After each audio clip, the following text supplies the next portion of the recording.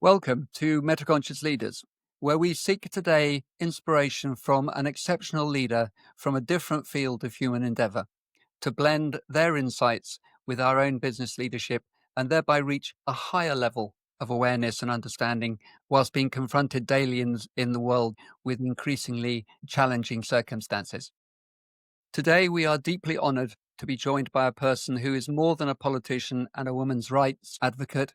She is a symbol of courage in the face of unthinkable adversity. She is a heroic leader.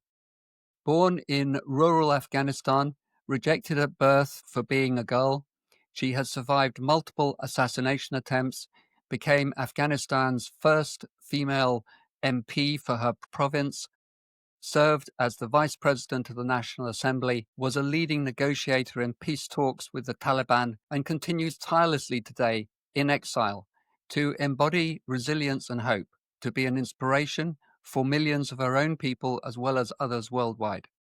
And she never stops powerfully advocating for education, justice, and dignity for women and girls in Afghanistan in particular, but also in the world more widely. She is, of course, Fawzia Koofi, and she is our guest today on Metaconscious Leaders. A very warm welcome, Fawzia. Thank you so much for sharing your time with us today. Thank you so much, Greg, for having me into your program. On Metaconscious Leaders, we focus obviously on leadership and what business leaders can learn from the exceptional lives of people in different fields of human endeavor. Politics, which is your area, is highly relevant, not least because much of what happens in the world today is business, or it is inextricably linked to politics. So this kind of dynamic, I think crossing the divide can be of immense value. I truly believe, Fawzia, that your style of leadership that you've demonstrated in your political life, your indefatigable spirit, your presence, strength, compassion, your belief even that in the darkest of times, hope is not only possible, but also necessary. And this is so important to people in business, I think, today, which in circumstances and times which are extremely challenging for many.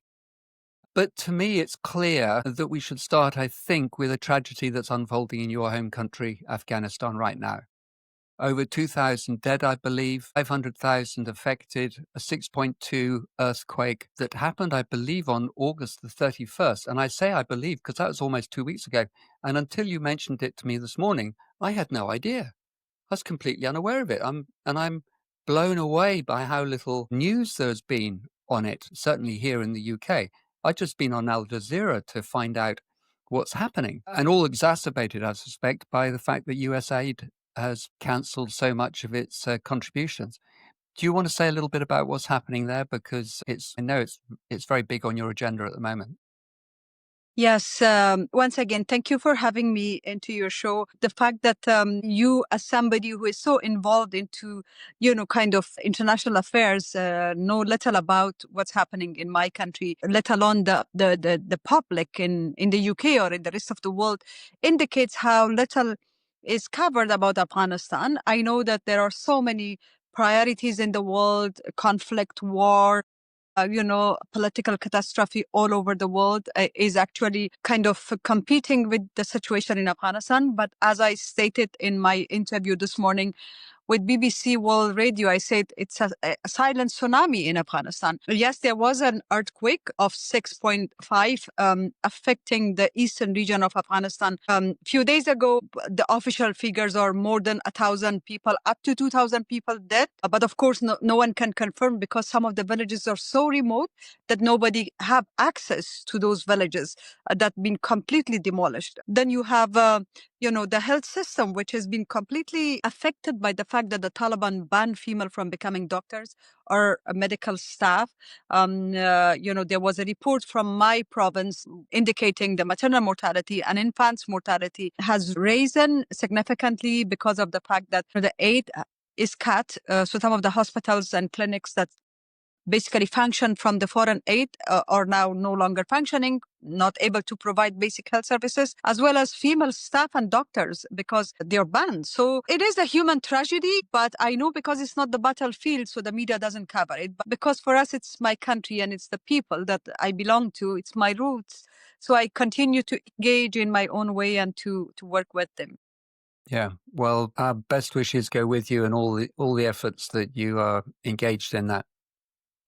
Um, can we, Fawzia, can we spend a few minutes talking about your early years, your life story? Because there is a lot in there, but perhaps if we can pick out some of the, what for you are the really salient points that have helped to shape your character and your characteristics, your values and your qualities, because you were born into a traditional household, I think, in Badakhshan. Have I pronounced that correctly? Yes, absolutely. Badakhshan is the correct pronunciation. Yeah, I mean, I was born in a family hugely traditional. My father was an MP. He established school for many female students in our area, the first female school actually, but he never allowed my sisters to go to school because he thought by allowing his daughters to go to school, he might lose the votes of conservative community in his constituents. He married 7 times. My mother was his second wife. I was born as a last child to my mother and two before last to my father because he had two more children after me from his other wives or my other stepmothers. I think we all have moments in our life that hugely impact our beliefs and values or rather shape our opinions. This was the case, and I think genuine leadership comes when something impacts you to the extent that it becomes part of your belief. That's when you start believing in it, because the moment you believe yourself, then you can convince others to believe. So when I was born, I think my first moments in this world were not really welcome because I was, my family wanted to have a boy son, but I was a girl. So they thought I will not represent the family values. I will not represent the identity and inheritance of the family. My mother was not happy because she thought, well, as a woman, I might suffer as much as she suffered. So I was put outside before they saved me later on. So this first moment in life actually shaped. When I learned about it later, I was like, no woman should be, humiliated or regarded less than any other human beings for their gender. Later on, of course, there were other incidents in my life, including my life under the Taliban, that, kind of shaped and supported and empowered the belief that I already had in myself, cultivated from my first day into this world. Yeah. So that's how I started my life, basically, with not welcome. But later on, my mother was really big support to my life. I lost my father when I was 3.5. He was killed. I lost 5 brothers into the war in Afghanistan. My husband, who was imprisoned by Taliban and got diseases as a Taliban prison. All of this actually gave me more reasons and more passion to fight for a better Afghanistan and for a better world. So you were brought up in the province, and then I think you moved to Kabul. Is that right? And you went into education there. I think to train as a doctor. Is that right? Yes, absolutely. Yeah, so I lived in my province for 3.5 years, but then, the revolution, the 1978, 79 revolution started Yeah. with Russian occupation or USSR occupation of Afghanistan. When my father was killed, we had to flee the village. We came to the city, and then my mother allowed me to go to school. So I became the first girl in our family to go to school. Although my mother was not educated, but she always believed in the importance of education in someone's life. So she pushed for my education. Yeah. And then I finished my education, although it wasn't easy because, my brothers also, of course, coming from the traditional family, always thought that as long as a girl can read and write, that's sufficient. So she can stop from, pursuing higher education. But my mother was always in my support. So I entered medical college, but then the Taliban came. I wanted to be a medical doctor because that's what my mother wanted me to be. And that's what I thought the country needs, more healing and cure from the war. So I went to the medical college, but my education was half completed. Like many other millions and thousands of girls and women in Afghanistan, the dreams were shattered. My dreams were also shattered during the first time of the Taliban. Yeah, So yeah. So How did you get into politics? It's an interesting question because growing up in a political family and seeing how we paid the price. How my father was killed, my brothers were killed, our house was looted several times just for having a political view, and how we had to flee several times. And I think with this flee in 2021, the fact that I came to the UK is the fifth time in my lifetime that I had to flee my house and we had to flee. So as a child, I fled, then later on the same. So, as somebody who has seen how the family went through so many turmoil in their lives because of the political engagement they had, politics was not something that I really enjoyed or wanted to. However, I was pushed, I would say. And especially during the first time the Taliban came to power in 1996, they put my husband in jail and I was going to the prisons to help my husband release because he was a professor at the university. He had no political affiliation or belief. He was just, my husband. So for being my husband, he was put in jail.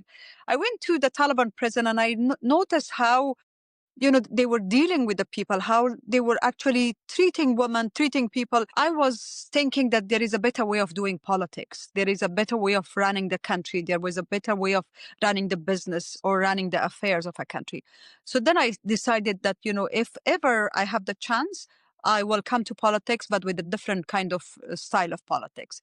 So in 2001, when the Taliban government was overthrown from power, after the 11th September attack, there was a new opportunity. We had a constitution with positive discrimination for women participation in politics that paved the way for many women. Although I wasn't elected according to the quota, legal quota, I was elected based on general seat. But that's how the kind of first seeds of politics was cultivated in my opinions and beliefs. Right. And the dangers that you faced in your life, you then became you went into politics, you became an MP, and you also became vice president, I think, of the National Assembly. Is that correct? Correct, Yeah. yes. And during these times, you also experienced multiple assassination attempts. Is that correct? Yes, actually, when I came to politics, I'm a mountain girl. I come from the village, and in fact, when today I saw the report and I did interviewed about the maternal mortality in my province, about lack of access to basic social services.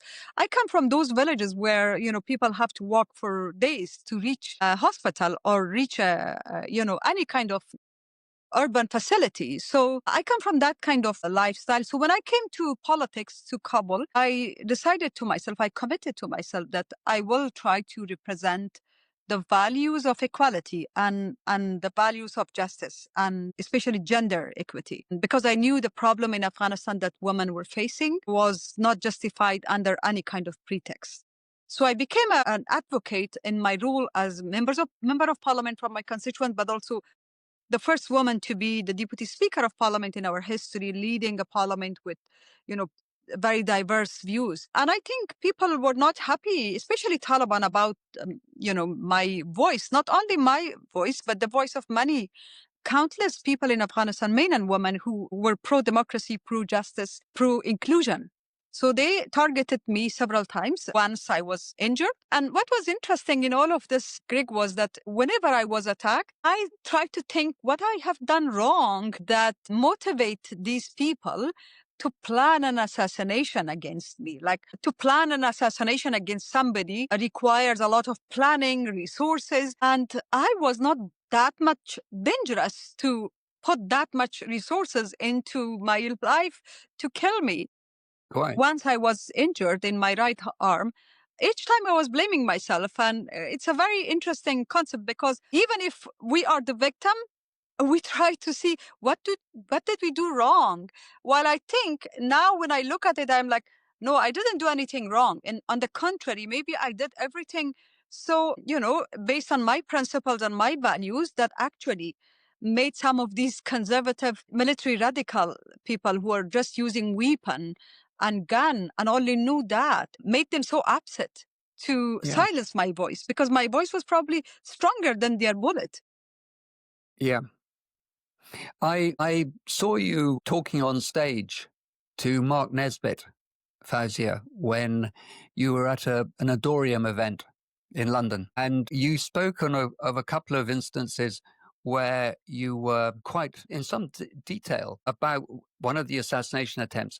And it appeared to me that there was almost a kind of, how would I describe it?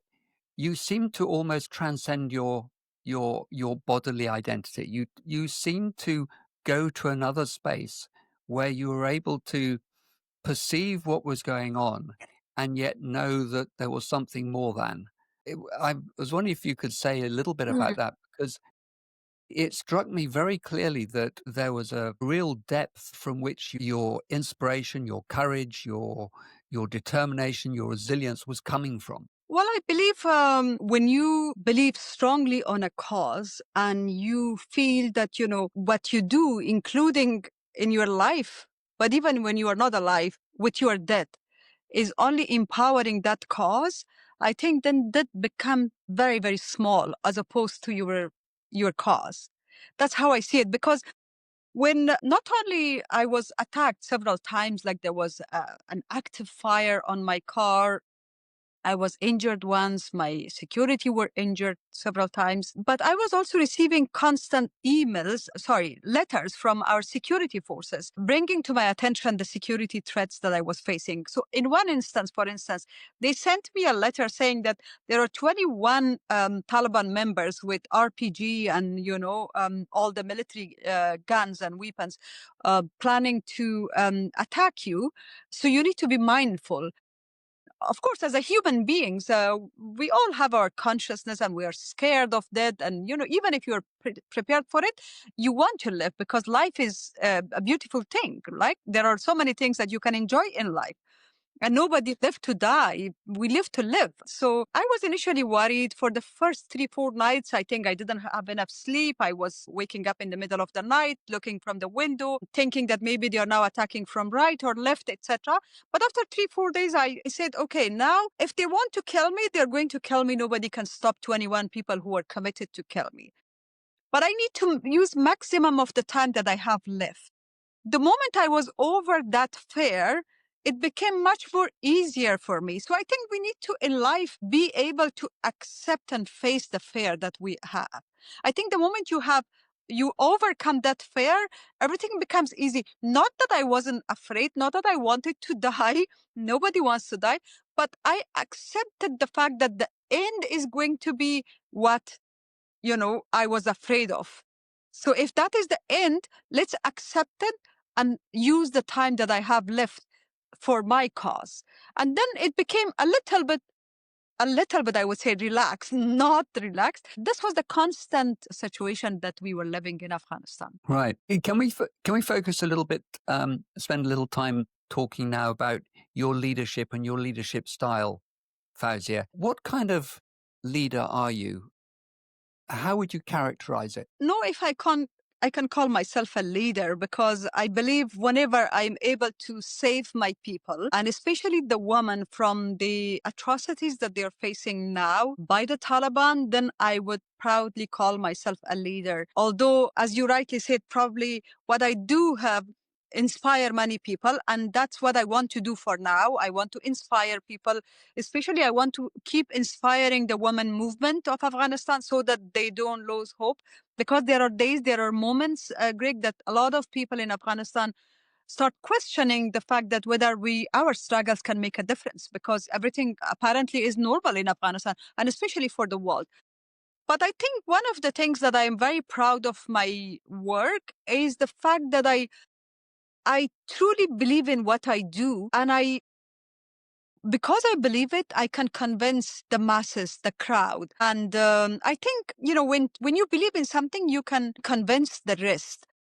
And when you introduced me in the beginning, you said, something very beautiful. You said, what is it that, that you have done? You think you should be proud that, the business leaders or leaders in other fields could. I think one of the things as human beings, no matter if we're in politics, business or whatever field of work we are, is that we need to be grateful. Because I think especially business leaders, we focus so much on what we do and the gains and the profits and the losses and the figures and, everyday affairs. that we often forget that, we are so privileged.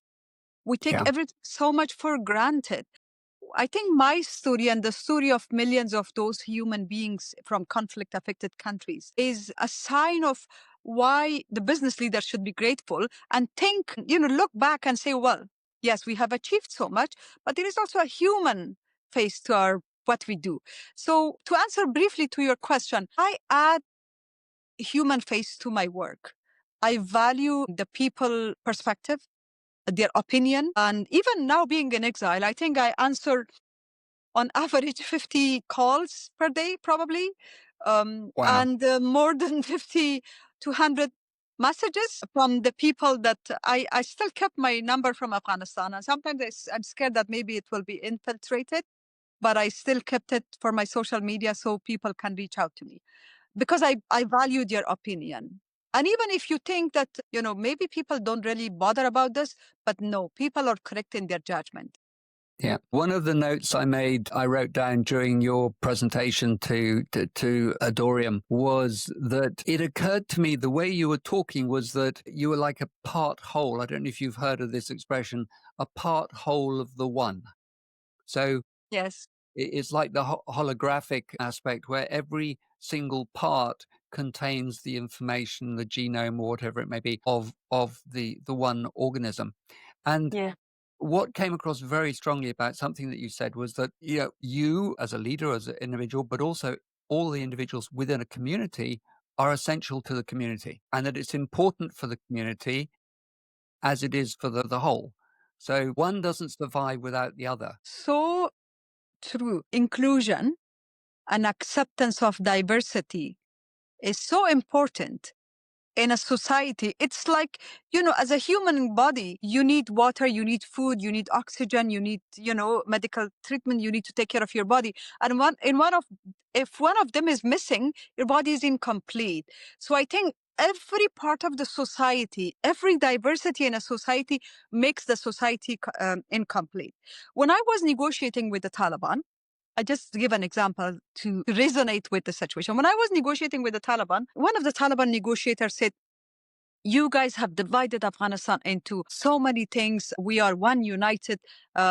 We do not recognize and appreciate diversity. You have divided Afghanistan into different ethnic groups. Now everybody claimed to be identified and recognized. So they were referring to some of the religious minority groups in Afghanistan that wanted to be recognized in the national ID and wanted to be appreciated and officially part of the official documents, which is absolutely their right.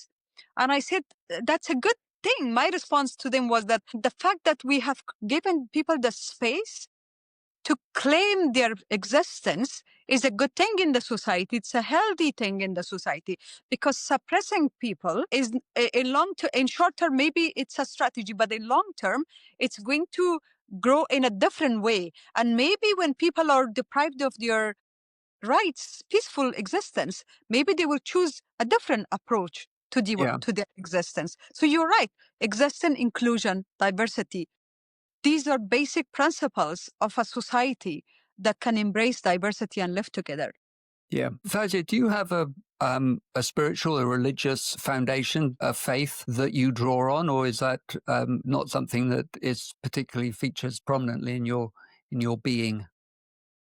Well, I am a Muslim woman, and of course, I'm a woman, and I'm very proud of both. And I think my religion is mostly misinterpreted. I think globally, because the fact that, there are fanatic people like the Taliban or ISIS or Al Qaeda or people who actually pick up a gun and fight are usually introduced as representative of Islam and my religion. I think my religion is about peace and about existence.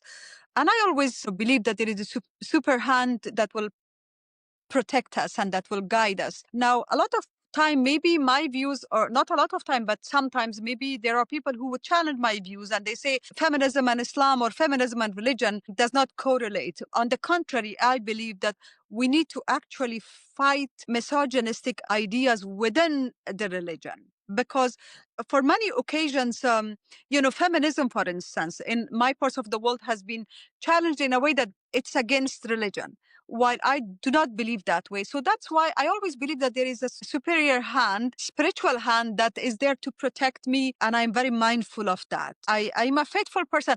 I'm not, and my religion is my belief, my practice is something very personal to me.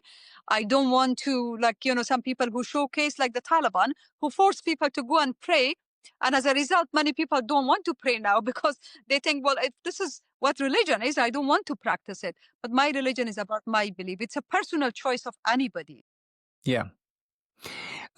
So I've been also struck in a number of videos that I've been watching where you're talking in public. What strikes me is that notwithstanding the challenges, even the hatred that you've been targeted with, you seem to be without bitterness, and I have never heard you speak ill of your opponents, the Taliban, for instance. You speak powerfully and eloquently only of your vision. You've been a peace negotiator. How do you think of your enemies, or don't you even frame them in that way? Yes, it's a question sometimes also my daughters ask me over breakfast or dinner. They're like, Mom, how are you dealing? Because, of course, they follow closely. They're with me. They follow closely with how sometimes the hatred I receive, including, even online hate speeches, but to the extent that they targeted me, wanted to kill me, and I still negotiated with them. I remember when I went to Doha, Qatar in 2021, in September 2020, sorry, in September, my hand, which was targeted just 1 month ago, before that, was still healing. And, many people thought that I would not go because in protest. But I actually went because I thought this will make our cause even more powerful. To the question about answer to my enemies and political opponents? Well, in this case, the Taliban are not even my political opponents because they do not challenge us politically. They just believe that, because we believe otherwise, we do not share their values or whatever they believe in. I don't even know what their values are, but whatever their political opinions are, we do not share that. So we do not have the right to exist. That's what they think. They're very extreme. But I believe that, if you empower your beliefs and if you make your beliefs dominant views, that is a good response to your enemies because they do not want you to influence, they do not want you to be empowered, they do not want you to make your beliefs a common phenomenon in the society. So when you are making your values very strong and bring more people around your values, make more allies, that's a good weapon against them. But in the Yeah. meantime, Greg, I am a human being. There are days that I am like, with myself, and I'm, of course, look at the mirror, and I look at the mirror sometimes and I'm like, why me?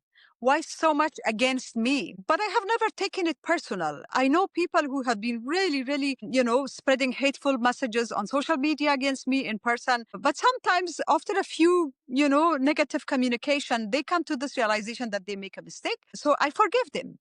I forgive them because there is no retaliation in politics. The moment you start to retaliate people, then you're not a good leader because you need to have that grace to forgive people.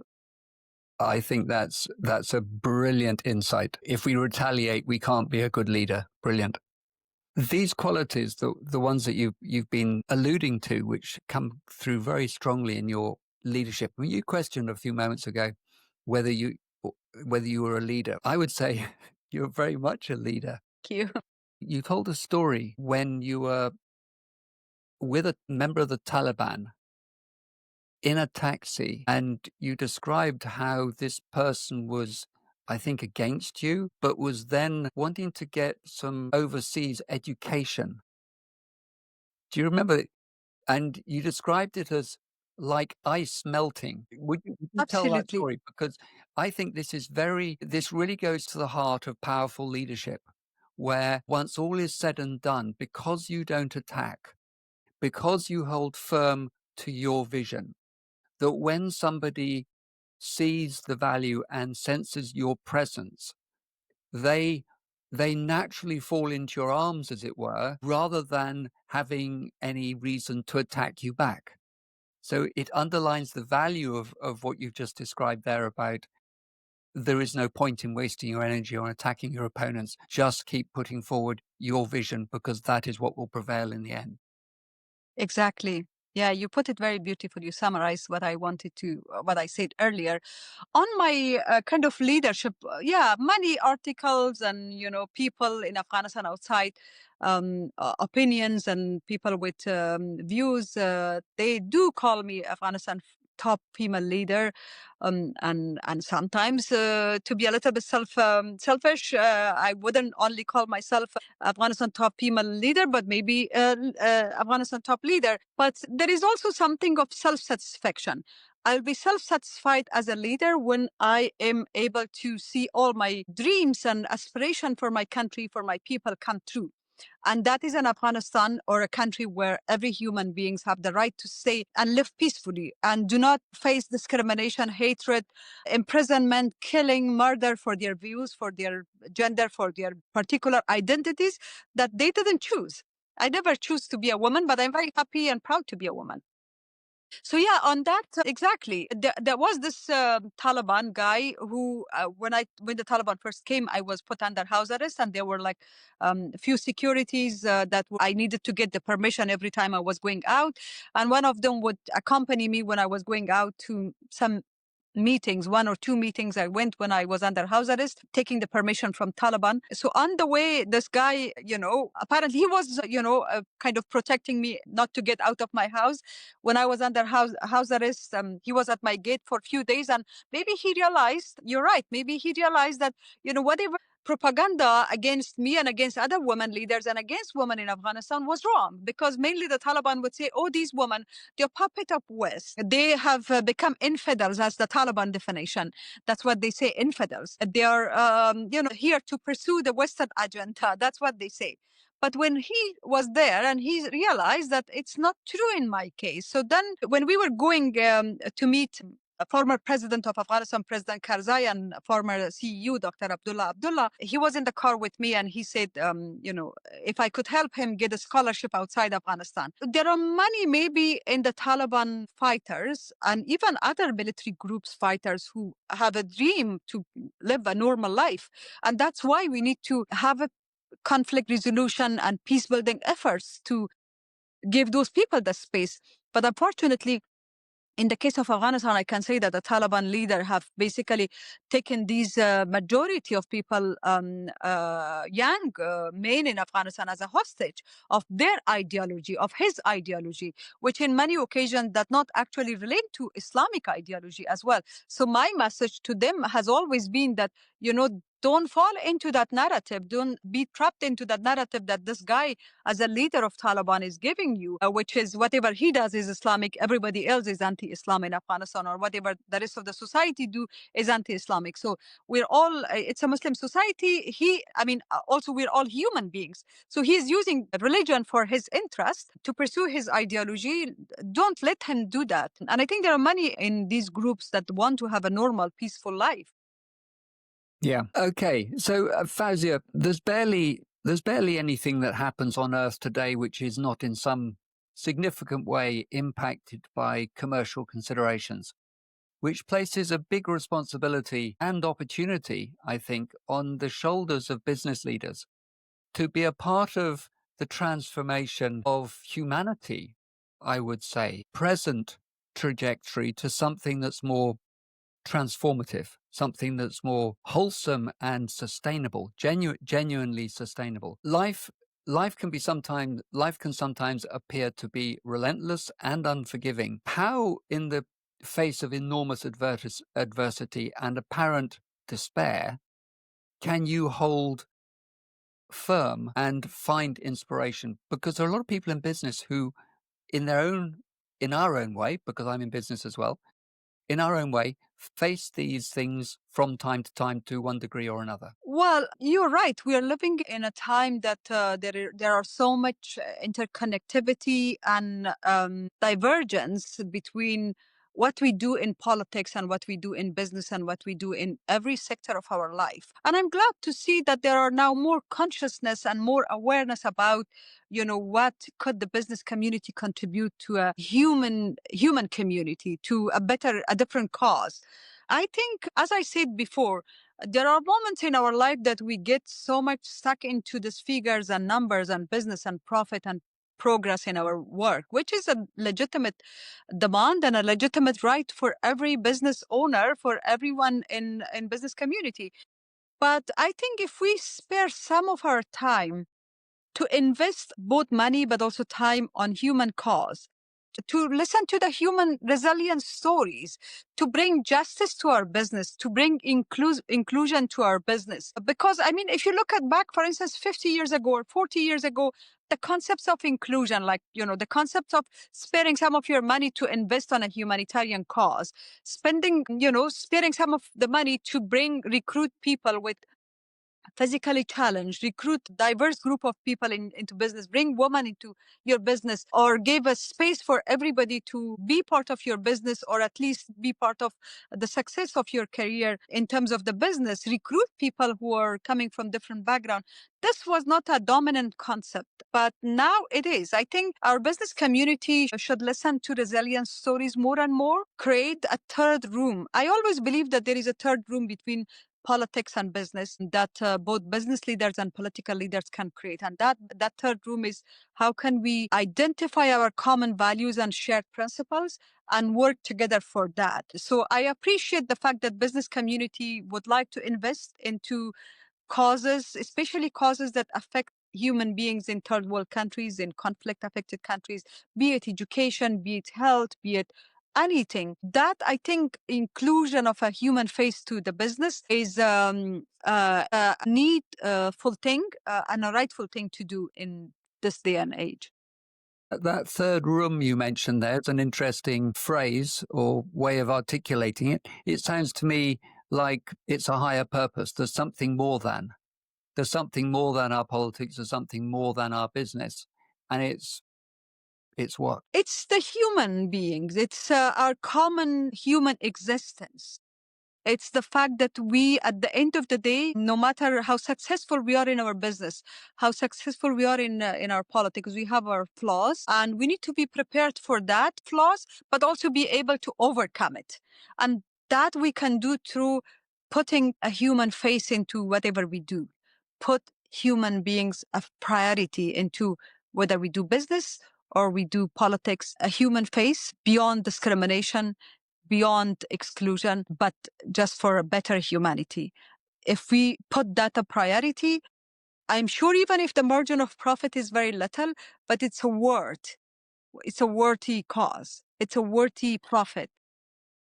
Well, as we say, profit is necessary. Profit is vital, because otherwise a business, an organization can't survive. Indeed, even a family can't survive if Absolutely. if it's not being profitable, or at least breaking even.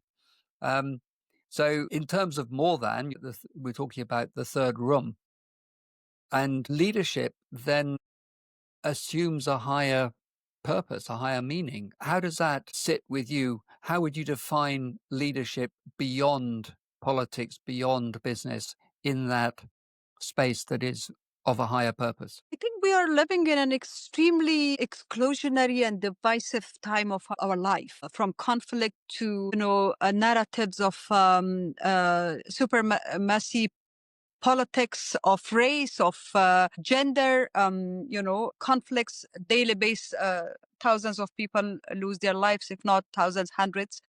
And that's why today I was listening to a Hollywood actress speech who come from a Jewish religion, but she was saying free Palestine. It was extremely beautiful to hear that, because that's when we create the third room. And to create the third room is not easy, because everyone followed the usual rhetoric. It's easy to follow that usual path that is created for you, but to create a path and talk about issues that would unite people in the world, despite smaller differences, is not an easy path. When I first started to talk, as a first woman to talk with the Taliban, knowing that the Taliban policies are against women, but I said, exactly, that's the reason we should talk with them. Because if somebody is hating you so much, you need to know why and how come you work on that. A lot of people, including women, were against me, but I did it because I think we need to create that space. And that space requires leadership. And that leadership does not necessarily mean you are a government official or you are a business. That leadership comes with a vision. And we need the visionary leaders in business, in politics, in social life, in media. We need those visionary leaders, because I think the world today is really lacking those visionary leaders. The fact that we are enjoying so many freedoms today in the global north, I would say, is because people before us sacrificed for freedom, for liberties. How many of us are ready to actually sacrifice so much for freedom and for liberty? Yeah, I'm very aware of the time, Fawzia, and I know you've got another meeting that you have on the hour. So if you could leave our listeners with one truth, one guiding principle for leading consciously in these times, what would it be? Well, thank you so much, first of all, and foremost, for giving the space. Recently have been hesitant to join many podcasts running by my friends from Afghanistan. And I said, let me focus on my work. And when I have something achieved for my people, then I will come to the media to talk about it. But yours is exceptional, because you're creating that space by this podcast. You are creating the space between political leadership, vision, and business leadership at the metaphase. So the one thing that I can leave behind is, no matter how difficult this road is, there is always a way to overcome. And as they say, a journey of thousands of miles starts with the first step. So always believe in what we do and start from that first step. The rest will open itself up. Fawzia, thank you for sharing your story and your spirit with us today. Your journey reminds me of a leader who's not interested in titles and positions, but really stands in courage, dignity, stands for justice and love. And love being, I love that distinction of love as being unconditional, positive regard for another human being. Yeah. We don't have to like them. We don't have to accept their behavior, but love is that unconditional, positive regard for that in them, which is essentially divine. So many, many thanks. Hugely appreciate your presence. Thank you for your time, and our collective best wishes and blessings, and may God be with you. Be Thank well. you. Thank you, Fawzia. Thank you so much. Thank you for the opportunity. Wow. I hope you enjoyed that conversation as much as I did. If you want to learn more about the work that Fawzia is doing, please find the links in the show notes below.